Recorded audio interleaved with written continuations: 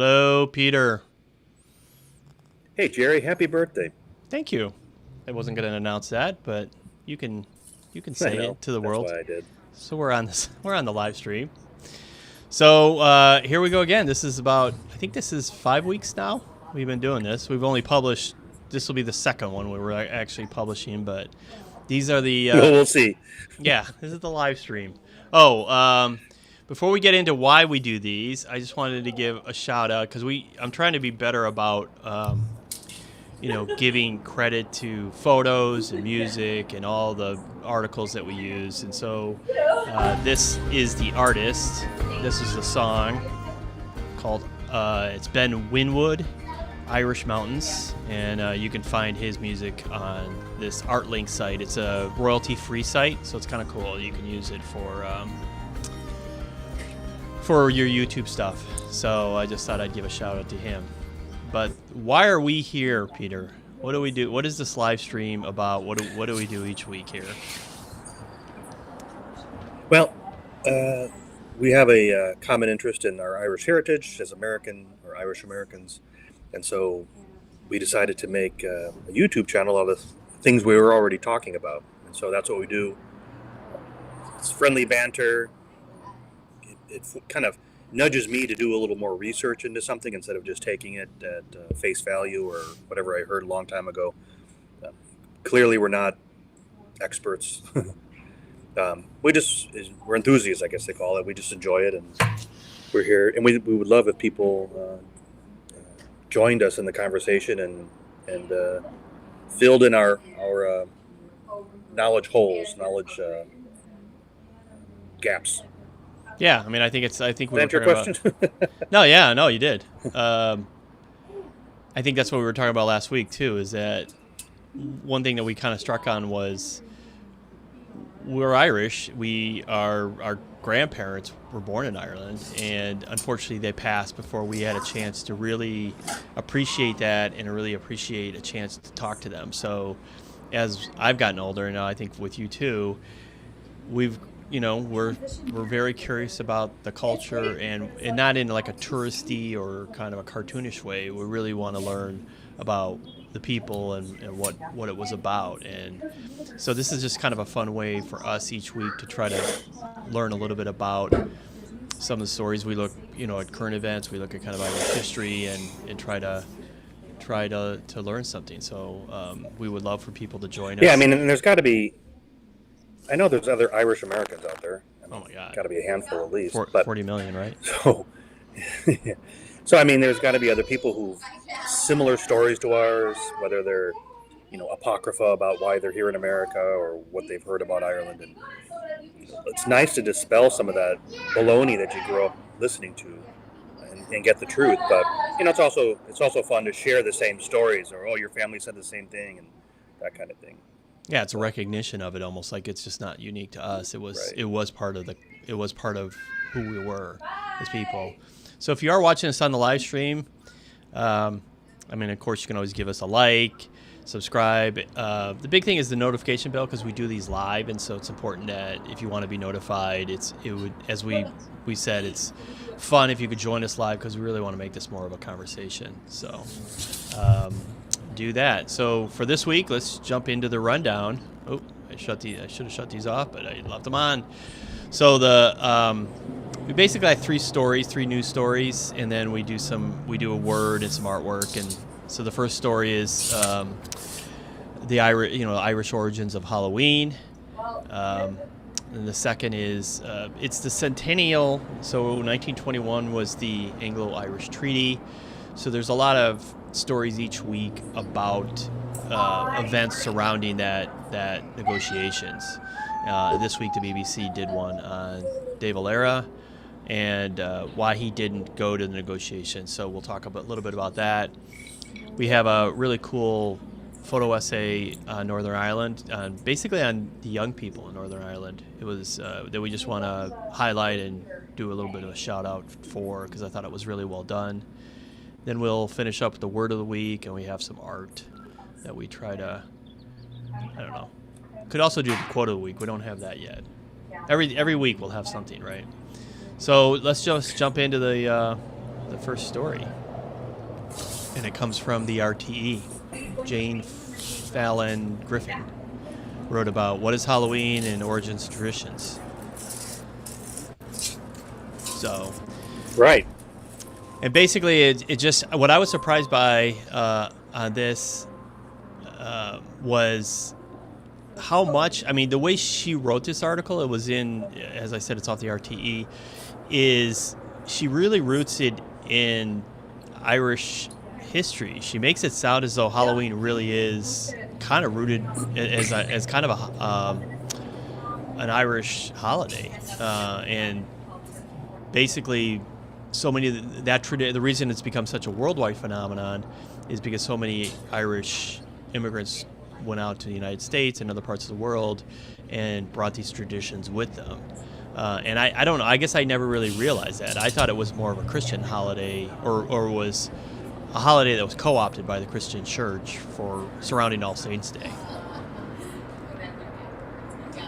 Yeah, no, from what I understand, people like to say, or some people like to say, oh, it's the Irish created Halloween. I don't think that's necessarily true. I think it was a Celtic festival, or a Celtic, the Celts, became the Irish, or a branch of them did. So I think it was just an agrarian celebration of the end of the harvest season, like so many other agrarian communities do, and the beginning. So that will be autumn for everybody. And then the beginning of winter for them, or the beginning of the new year, they felt started in November. So it was actually a New Year's celebration. And according to a lot of Celtic beliefs, and I don't understand this because I've never studied it enough, but it's not the first time I've heard it. The Celts, in their traditions, typically believed or gravitated towards the meeting of two events or things: the edge of the water with the earth, and for Halloween, it was the evening of the 31st was the end of autumn and the beginning of winter. And so that edge, or that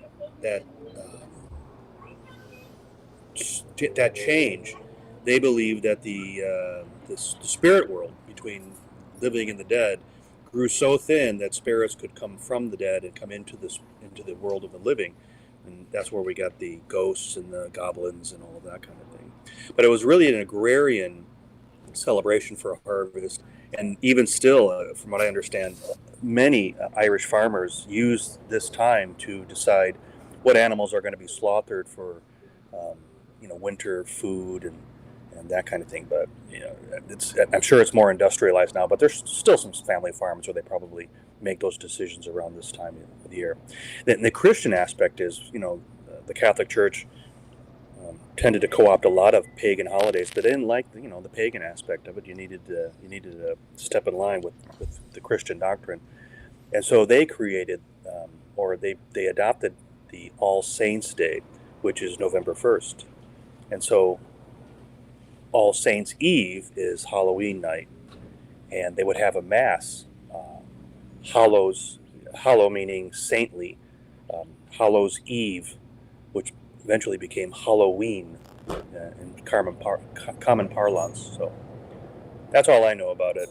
I think it's kind of cool that, and again, these are things that as I read them and start to think about them, it kind of ties you back to like where the mindset was. So like you were saying, this life and death thing, it's like when you think about it, a harvest is sort of the end of a season. It's the end of a life of the harvest. And so you're also the actual time of year. You're going from a warmer climate time period into cold and darkness. The days get shorter. And so it feeds into just the natural cadence of their lives in terms of how they saw it. It was like summer was alive and things were growing. Winter, things go dormant. And so this is the time for death, or for the spirits to come. And I guess that kind of fed into a lot of the traditions of, for example, the bonfires. There's speculation that the bonfires were done to scare away these spirits. I don't know if they were necessarily evil. It kind of sounds like it was just they were afraid of them, so maybe they were evil. But I did pick up this. I even heard. Go ahead. Sorry. Well, I even heard that the dressing up as goblins and witches and ghosts and skeletons was initially to, first make sure that you weren't confused with a living person, but also to scare away whatever might come your way that would be afraid of that, like any evil spirits or something like that. Yeah, I mean, in fact, that they were saying is that like even the jack-o'-lantern, I have this old-timey picture here, but they said they took squash and carved faces into it in a way that would spook away. The idea was to scare away not just you, but to scare away the spirits that were coming. And so they would take squash, carve faces into them, and this is kind of the tradition of how we got started with that. And then as we talk about the bonfires, and I guess those kind of settled into more natural celebrations and traditions, like bobbing of the apples. They said it's more of a, I don't know. I mean, sometimes I feel like we interpret these things backwards. It's like we've got this tradition and then we try to find a meaning of why it started. So it's hard to know really what, where all this stuff came from. This is from, I showed this earlier, from Wikipedia, where, they say it was based in these traditions, these Gaelic festivals. But then they also say, however, a lot of people just think it's a Christian holiday, and that's how it got started. So you can't, no one really knows for sure, it feels like. So, like a lot of things in life, it's kind of grown into something.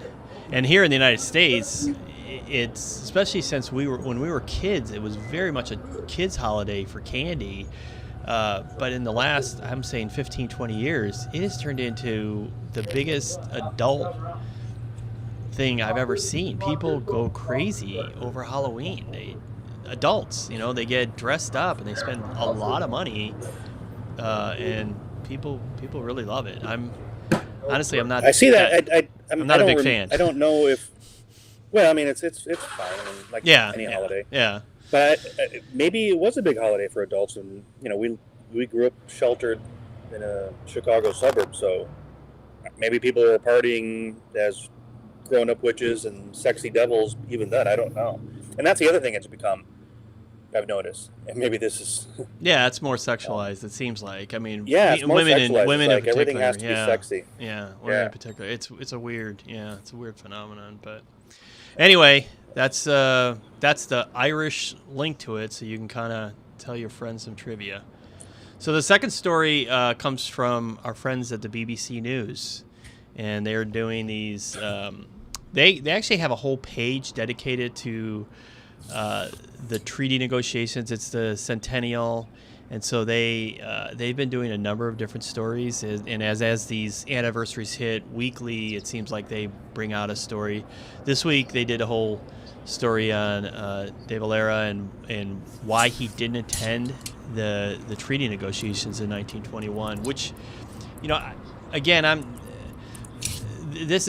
just learning about all these things, and I guess it did strike me early on, why didn't he go, but I never really delved into it. Like, I didn't think it was that big of a controversy, but according to this article, it was even in 1921. They, this last paragraph here, his failure to attend the talks in person caused bewilderment in 1921, and even a century later, her motives are still subject to speculation and intrigue.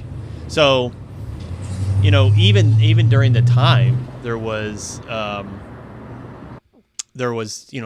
actual speculation of why he didn't attend, why he didn't go. So he sent these guys off, 5 people. This is the word we use, the group of gentlemen that went. I'm going to play this because I don't even know how to pronounce it. Plenipotentiary. So that's the delegation name, and they, the interesting part of this, and the reason that I kind of bring this word up as kind of a laugh, is that they were theoretically had full power and authority. And so if you read the article from the BBC, it does mention that in December, when they finally agreed to it, there was, obviously communications was much slower then, 100 years ago, and so Collins and Griffith, they were trying to negotiate with the British, and it got to a point where it's like, hey guys, decide. And they went ahead and signed the agreement. And I guess De Valera was not on board with it. So they went ahead and did it anyway. And I think he was really upset about it. But as the more I read about it, the more it was pretty poorly planned. I don't think they were as ready as people thought. For example, they had no notes as to how they were supposed to treat Northern Ireland. Like, they knew that was going to be a contentious point. They get to the meeting, and there's really no guidance as to, okay, what's our compromise? What will we agree to? And so that's, to me, kind of shocking that it's like, you knew you were going to go talk to him. Maybe you should have thought about it. And so, I'll just say this one last thing is it feels as though his non-recognition of the treaty and his I don't know if he was trying to save face or if he thought that they could have gotten more from the British. It's really the grounds for the Irish Civil War, right? I mean, because of his opposition to it, I think that gave full force to a whole group of people who said, we've been betrayed. And, what is it, 6 months later, the Irish Civil War starts after the treaty's been approved. Right. So, well, it was typical of the relationship. There's a really good book on the two characters. It's called Big Fellow, Long Fellow. Big Fellow was Collins, and Long Fellow was De Valera. And so it's written by a man named Dwyer. Anyways, he goes through in detail about the relationship. It's a dual biography. It's very interesting. And from the moment they met, the very first thing Collins wanted to do was stand for a by-election in some county or jurisdiction. And De Valera was against it. His group was against it, but Collins went ahead with it anyways and won. And so from the very beginning of the relationship, they had, I wouldn't say diametrically opposed, but they had definitely different styles. And but they had the same objective, and I think that's why ultimately they were partially successful. Although you're right, and I have to say, I don't know if Collins came back with, or if the whole group came back from London with the whole island as a free state. I don't know that De Valera would have accepted that. I have a feeling he wanted some of the glory or wanted to keep himself relevant. So that's my opinion. I know I'm probably irking a lot of people out there, but no, that's exactly what they say in this article. It's they say down here is it was a defense. It was a strategic miscalculation on his part not to go and to be part of it. And the article does reference later in his life, like I think it was early 60s, he wrote a biography, or he wrote about this, and a lot of people wanted to know, okay, fine, they didn't come back with what you wanted, what would you have signed? What was it? And so he did go through, and I have it in my notes here, but it was really more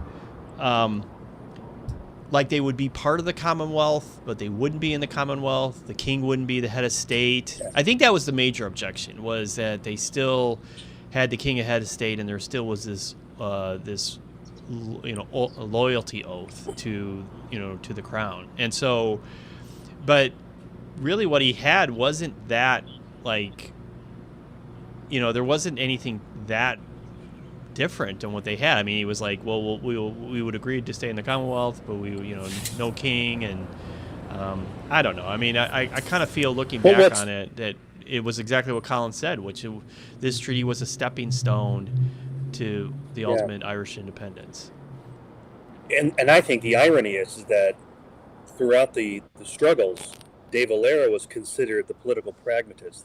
Let's just get something today so that we can build on it.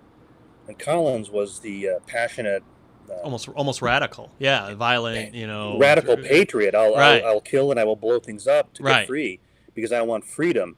And De Valera was like, well, let's work within the rules we got. And then at the end, Collins was more pragmatic than De Valera. Yeah, it's really ironic. That's why I think De Valera's opposition is actually it just seems to me to be disingenuous. I just think he would have disagreed with anything that Collins came back with, because he wanted the spotlight on him. Yeah, that's very. And you know, this isn't in the article, and this isn't part of the discussion, but some of the things in the Irish Constitution that are unsupportive of women's rights were insisted on by De Valera. He was not a fan of a woman's liberty. He felt that they should be at home and cooking dinner and that kind of thing. It's an old-fashioned kind of, I don't want to say he was misogynistic, but he wasn't supportive of women's liberty and women's independence and that kind of thing. So there's a lot of reasons why I look at him with a skeptical eye about, and he was an Irish American, so there you go. Well, in Spanish too, right? His father was Spanish. That's the name. But yeah, I mean, they don't know. They don't know who his father was. Oh, the article mentioned it made it sound as though he was, but yeah, that was certain that it was Spanish, but maybe, I guess not. Yeah, and then I just had this picture. It's kind of a little bit unrelated, but this is these were the people outside. So this picture's taken in October 1921 of crowds actually praying for peace. And these kind of pictures, when you first look at them, you're like, oh, okay, it's an old-timey picture.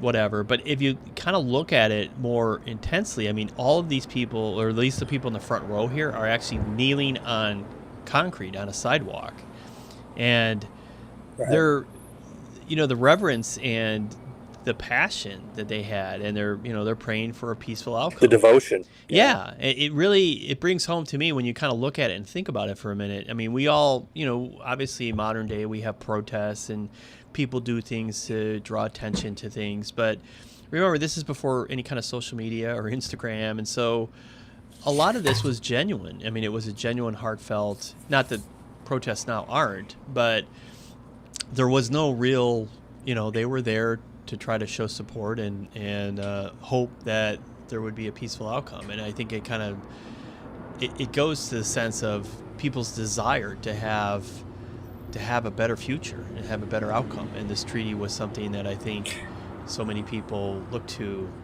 provide that. Yeah, I mean, we talk about protests today. I mean, that just shows you the degree of liberty we have in the United States and the Americas, North Americas, and Europe. I don't think they had that liberty to, you wouldn't see a group of Irish people probably protesting for very long without the army or some sort of service coming in and dispersing the crowd and arresting people. So this is their alternative. I mean, it's truly peaceful. They're on their knees praying. I mean, I was going to say who would break that up, but they might need to for security reasons. But I don't think they had the ability to walk down the street with picket, signs saying, bring us peace or whatever they wanted to say. So this was all they could do. Yeah, pretty helpless. Yeah, these photos really bring it home. Speaking of which, we've got our final little story for the week is from The Guardian, and they did this is one you sent to me. It's just a photo essay of growing up in Northern Ireland, free of the Troubles. And from The Guardian, yeah. It's H.J. Hunter is the photojournalist. I kind of want to shout that person out. Not sure if they're male or female, but and they do both the photos and they write a little bit about the individuals that they are the subjects to it. But what I thought was really interesting about this, so here's the wall that divides the Catholic area from the Protestant area in Belfast. They call it the Peace Wall. It is the Peace Wall. Yep, exactly. Now you saw this, right? I mean, you were in Belfast not too long ago. I actually signed it. I was in a black taxi tour, and if you ever go to Ireland, you really need to visit Belfast, and you really need to take a black taxi tour of the city. My taxi was, I think his name was JJ, was the name of the company, JJ's Black Taxi Tour. He was fantastic. He took us to all the essential spots where historic and meaningful things transpired, and then he took us to the Peace Wall, in an area where you can sign it and wish say a word for a prayer or a wish for peace to continue. So I got to sign the peace wall.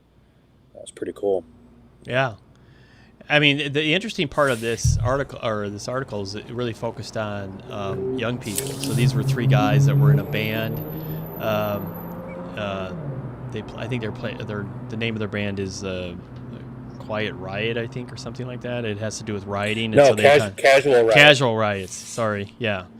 And they do know the irony of the name is that they're not promoting violence, and they didn't participate. That's exactly what he said. Yeah, I love this photograph because of the three militaries on the wall from the past. You know, I'm sure that was considered when he took this photograph. Yeah, it's great. Cool. And then this young woman, first of all, I love that she has a Guinness shirt on. So it doesn't really say where she works or why she's wearing that. So maybe she's maybe a service person or works for the brewery. But she was saying that a lot of people, so this quote from the article, a lot of people cling to the troubles. That undermines how life has improved here in Derry. And, you can go out, she says you can go out without being checked by the police. It's still a divided society. But for more and more young people, it doesn't matter whether you're green or blue. And, for them, for the young people, I guess they're kind of done with the violence of the past, and they're looking for a way out. They're looking for kind of what you were just saying about Collins. They're looking for a practical solution to it. They understand that there were these reasons in the past, but they just want a better life. They want a better future, and so they don't want to be defined by these events if they don't have to be. And so they do understand there's still hard feelings and. But many of them are kind of resigned to the fact that there will be a united Ireland. And also, reading the article, I kind of felt like there was this sense of, everywhere in the world, it seems institutions have taken their hits. And so for the Irish Catholics in Northern Ireland, I think the Catholic Church has kind of lost some of its authority in it and with the scandals. And I feel like it's like, why are we so adamant about this when the church has kind of failed us a little bit? And I think for the Protestants or the loyalists, the British government has kind of let them down. They did Brexit, and now it's like, well, good luck to you guys. And so for the young people, I think they look at it and say, well, if these institutions really aren't going to support us, maybe we just need to go our own way and figure out what the best solution is. And so, although the article is a little bit, kind of echoes some of the issues of the past, it sounds very hopeful. It's a very hopeful article, and it's really impressive what these young people are doing. Anyway, I'll shut up. So this is I think that's right. No. I just wanted to say that, I think the reason for the troubles were real and practical problems. People weren't being treated fairly. The ascendancy of the Protestants meant that Catholics from long ago were not treated equally in society. Even as late as the late 90s, they weren't represented at the police department or government at all. And so those are real problems back then. But you fast forward 20 years after the peace agreement. The Good Friday Agreement or the Belfast Agreement, whichever you choose to call it. And like most things in life, I mean, those problems are now gone. I mean, everybody has an equal hand, or you can fight to get an equal hand at least. And you get your toothpaste from the same stores and the same department, same company. It doesn't matter anymore. And so the reasons for the violence would only be feelings. You were saying the feelings, they probably haven't, they're still hard feelings, but that would be the only reason. There's no longer a legitimate reason to blow up your neighbor's house because you can go vote them out in the ballot box. So I think the true democratization of Northern Ireland has brought about a renewed sense of normality or normalcy, whatever the word is, for the young people of Northern Ireland. Now, I'm saying this as a person living in Southwest United States. I don't have any of the issues that they have, but I think that's probably why the young people, they're not just tired of it or lazy. they don't see the need for it any longer. I mean, they can eat and sleep and go out dancing and party with their friends and get good jobs, the stuff that their grandparents only dreamed of. And so now that the practical issue, the concern addressing them has been, it's not resolved, at least there's a path to resolution. I don't think they see a need for violence. That's my 2 cents. No, and that's exactly, I think, what the article says. So, yeah, definitely check it out. It's Guardian does good work, and it's it's this essay that they did. So, I'm glad you caught that and pointed it out to me, so we could include it. So, so we'll move on now. Those were the 3 stories that we had, and we'll go try to learn something. So, the word of the week, Peter. What do we have here? You practice it. Go ahead, say it. Samhain.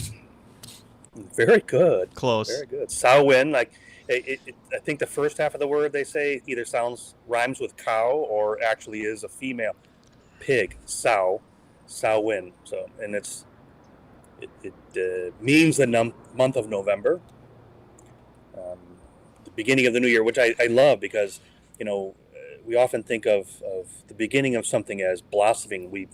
I always think of it as spring when new shoots are coming out and flowers are blooming and all of that stuff. But the Celts saw winter, the barrenness, as fertile ground or the beginning of the new year, the infinite potentiality of what could be for the next year. So I think that's kind of cool that November was the Celtic New Year. That is cool, and that leads right into kind of what we were talking about at the beginning and the word itself. Now, you were telling me that, did I spell this right? Yeah. So it's the same word. So it's the same word as we saw already, Samhain. It's just spelled differently because it's the genitive case. The genitive case is the possessive case. Like in English, you would put an apostrophe S to show possessiveness. So that's genitive. So this is the night owned by, or the night owns November, or the night of November. So it's the night that when you wake up tomorrow, it's going to be a brand new year, a brand new month called November, or Samhain. And so the word you're looking at, the 2 words you're looking at, are pronounced, and I'm going to ruin this, but nobody yell at me. Ihia hauna. Ihia or ihie hauna. And that is the evening of, or the, right, so like we would say Christmas Eve, that is the evening of November, just before autumn turns into winter, or the old year gives way to the new year. So that first part is the evening of. So I mean, if you were saying Christmas Eve, would we see this same kind of structure or this word? I don't know. Yeah, noleg. Noleg is the word for Christmas. So it would have this beginning word? I think so. I don't know. We'll get there. We'll get there in 2 months. I'm not yet. Sorry, we'll get there in 2 months. But I mean, it's just here's where that's a good teaser though. Here's where also people can help us. It's like, I'm sure there's a lot of people that know this. That'd be great. I would love speakers of Irish to jump in and show off. It's a great language. We don't have enough people showing it off on the internet. So that's great. So it ties us right back to the original story. And then we're going to finish up. We've got some art.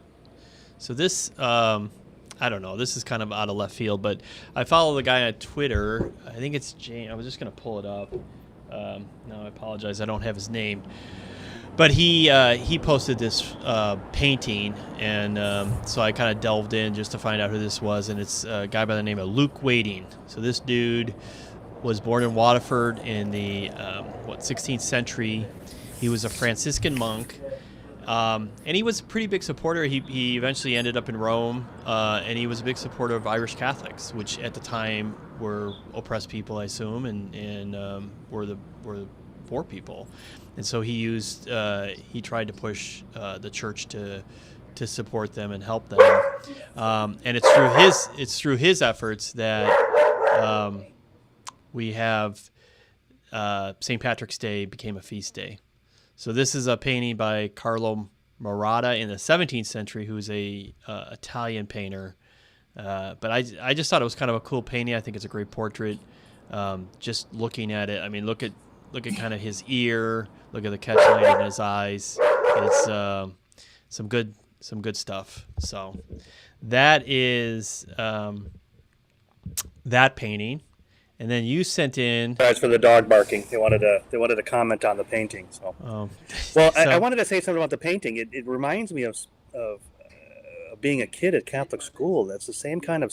Yeah. He's kind of scowling a bit. Yeah. And that's the same kind of grumpy, serious, angry face that I remember from years of Catholic education or church. So yeah, I mean, you could tell. I mean, the other cool thing about this painting, just look at the guy's forehead. You know what I mean? Just like how like, deeply edged, and so he's lived kind of that life. The Franciscans were pretty cool, though, right? I mean, Pope Francis is a Franciscan, obviously. So I think they were. Well, you know, they were a pretty cool order. Their patron saint was amazing. He was pretty exactly. Cool guy, but yeah. And then you sent me this. This guy looks like he's disappointed. He looks like he's disappointed or disapproving of everybody. It's the 16th century. Anyway, it's a great painting, though. It's the 16th century. Yeah, it's got to be pretty rough. It was a rough time. You know, you're Irish. You're born in the western part of Ireland, western southern part, Waterford. He's wondering, should I get the vaccination for the plague or no? No. Exactly. And then you sent me this from your Instagram feed. It's from the Best of Ireland, best _ of Ireland _ and it's just a comparison picture of.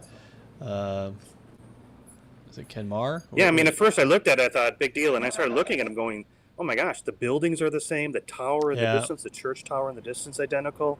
The left has been built up so we don't see the left side of the street, but the perspective, the photographer, whoever it is, I don't know if they've listed them there, but that's a really, really cool. I thought it was a really cool, before and after kind of snap. So this the top one's from 1890, and then the bottom one obviously is from 2021. But I went out and looked for this photo, or painting, and I got a little bit bigger picture one. But as I was just kind of Googling it just to see who it was really was. It was part of a story or part of a. I don't know, an effort. There was a second pretty significant famine, not to the Great Famine, but in the 1890s there was another food shortage or food insecurity. The medium famine. Yeah, and so part of these photos were to show. I don't know if this was part of a news or articles, because I know Harper's Magazine did some articles about Ireland in the 1890s, just to talk about, again, the food insecurity of the people and them not having enough. And so I'm not sure if this painting's for that, but it ended up now as something that's kind of interesting to be able to reference against the modern day. So kind of cool. Well, it's your birthday, and I thought you were going to say that you painted the first one and took the picture with the camera on the second one. Of course. Yes, of course I did. And that You're not that old. That is all we have for the week. We've Is that a wrap? Another one in the can? Pretty close. We've somehow managed to waste another 40 minutes. So of your life. Of your life. Thank you, listeners. You won't get that back. If you are watching this on the live stream, which pretty much anyone who's ever going to see this needs to watch it on the live stream now, or the replay, make sure you like or subscribe. And we'd love to have you come join us live and chat with us and correct us and tell us jokes and, kind of follow along, contribute. So, yeah, absolutely. So with that, I don't know. Share your knowledge, correct us, all that kind of stuff. So with that, I guess we'll see you next week. We'll have 3 more stories, a word, and some artwork for you. And we'll say goodbye now.